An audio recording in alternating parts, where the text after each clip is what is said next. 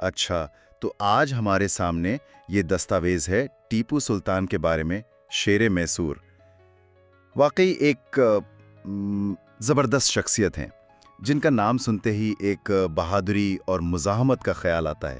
دیکھتے ہیں یہ ماخذ ہمیں ان کی زندگی اور میراث کے کن پہلوؤں سے روشناس کراتا ہے۔ جی بالکل، اور یہ دستاویز میرا خیال ہے صرف ان کی جنگی شہرت تک ہی محدود نہیں رہے گی، بلکہ ان کی حکمرانی، ان کی اصلاحات اور شخصیت کی جو پیچیدگیاں ہیں ان پر بھی روشنی ڈالے گی۔ کوشش یہی ہوگی کہ ان تمام پہلوؤں کا ایک متوازن سا جائزہ لیا جائے۔ تو پھر شروع کرتے ہیں ان کے مشہور قول سے، گیدڑ کی 100 سالہ زندگی سے شیر کی ایک دن کی زندگی بہتر ہے۔ یہ صرف ایک جملہ نہیں لگتا، شاید ان کی پوری زندگی کا فلسفہ اسی میں پوشیدہ ہو۔ ان کی کہانی 1751 میں دیوانہ حلی سے شروع ہوتی ہے۔ والد حیدر علی جو خود میسور کے حکمران بنے تھے، اور ان کی تربیت بھی وہ صرف تلوار چلانے تک محدود نہیں تھی۔ یہ ماخذ بتاتا ہے کہ انہیں انتظامی امور، کئی زبانیں جیسے فارسی، عربی، کنڑ، اردو، ان سب میں مہارت تھی، اور جنگی حکمت عملی کی باقاعدہ تعلیم دی گئی۔ یعنی وہ ایک سپاہی بھی تھے اور ایک منتظم بھی، اور ساتھ ہی ایک پابند مذہب مسلمان بھی۔ اور یہی جنگی حکمت عملی ہمیں ان کی آپ کہہ لیں سب سے مشہور شناخت تک لاتی ہے، یعنی برطانوی ایسٹ انڈیا کمپنی کے خلاف مزاحمت۔ وہ کمپنی اس وقت ہندوستان میں کافی تیزی سے اپنے پنجے گاڑی تھی۔ جی ہاں، اور ٹیپو سلطان نے ان کے خلاف 4 بڑی جنگیں لڑیں جنہیں ہم اینگلو میسور جنگیں کہتے ہیں۔ خاص طور پر 1780 میں پولی لور کی لڑائی کا ذکر ملتا ہے، جہاں انہوں نے انگریزوں کو شکست دی تھی۔ کہا جاتا ہے کہ یہ ہندوستان میں کمپنی کی بدترین شکستوں میں سے ایک تھی، تو یہ کوئی معمولی بات نہیں تھی۔ نہیں، واقعی یہ بہت بڑی کامیابی تھی۔ لیکن کیا ان کی پہچان صرف میدان جنگ تک ہی تھی؟ مجھے لگتا ہے دستاویز میں کچھ اور دلچسپ باتوں کا بھی ذکر ہے، جیسے وہ لوہے کے خول والے راکٹوں کا استعمال۔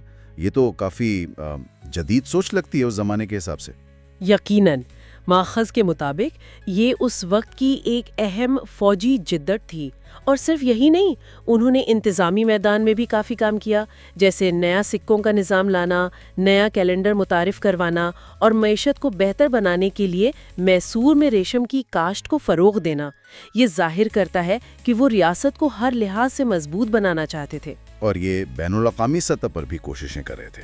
سلطان عثمانیہ اور فرانس کے ساتھ تعلقات بنانے کی بات۔ جی بالکل، برطانوی اثر و رسوخ کا مقابلہ کرنے کے لیے اتحادیوں کی تلاش کرنا اور تجارت کو فروغ دینا، یہ بھی ان کی حکمت عملی کا حصہ تھا۔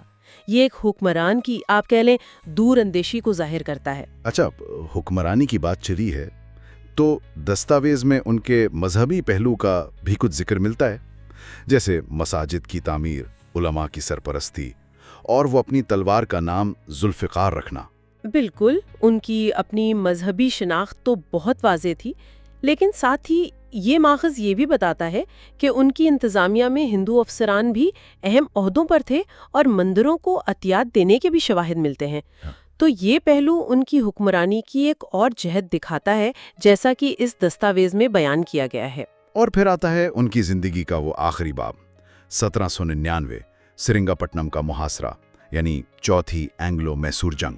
ہاں، وہ فیصلہ کن مارکا جہاں انہوں نے ہتھیار ڈالنے یا فرار ہونے سے انکار کر دیا۔ ماخذ یہی کہتا ہے کہ وہ لڑتے ہوئے مارے گئے، اپنے اسی قول پر قائم رہتے ہوئے کہ شیر کی ایک دن کی زندگی بہتر ہے۔ ان کی موت نے انہیں برطانوی سامراج کے خلاف مزاحمت کی ایک آپ کہہ لیں دائمی علامت بنا دیا۔ تو ان کی موت کے بعد بھی ظاہر ہے ان کی شخصیت پر بات ہوتی رہی ہوگی، لیکن کیا دشمن بھی ان کی بہادری کے قائل تھے؟ ایسا کچھ ذکر ہے؟ دستاویز کے مطابق جی ہاں، ان کے مخالفین بشمول انگریزوں کے وہ ان کی فوجی صلاحیت اور ہمت کو تسلیم کرتے تھے۔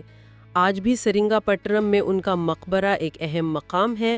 بہت سے لوگ، خاص طور پر بر صغیر کے مسلمان، انہیں شہید کا درجہ دیتے ہیں، تو ان کی کہانی آج بھی زندہ ہے۔ تو مجموعی طور پر اگر دیکھیں، یہ دستاویز ٹیپو سلطان کو ایک کافی پیچیدہ شخصیت کے طور پر پیش کرتی ہے۔ ایک جنگجو، ایک جدت پسند بھی، ایک منتظم بھی، اور سامراج مخالف مزاحمت کی ایک بڑی علامت۔ بالکل، اور یہیں سے ایک دلچسپ سوال ابھرتا ہے جس پر سوچا جا سکتا ہے۔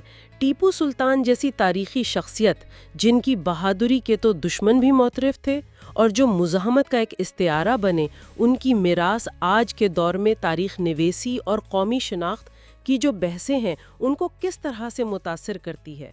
یہ وہ نقطہ ہے جو شاید ماضی کو حال سے جوڑتا ہے۔